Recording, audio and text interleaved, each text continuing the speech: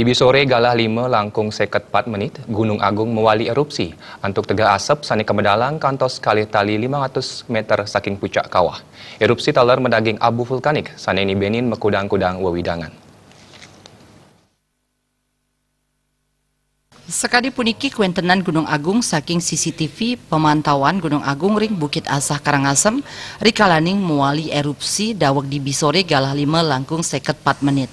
Setelah saking Pusat Vulkanologi dan Mitigasi Bencana Geologi, asap mewarni selem sane tegahipun kali tali 500 saking puncak kawah.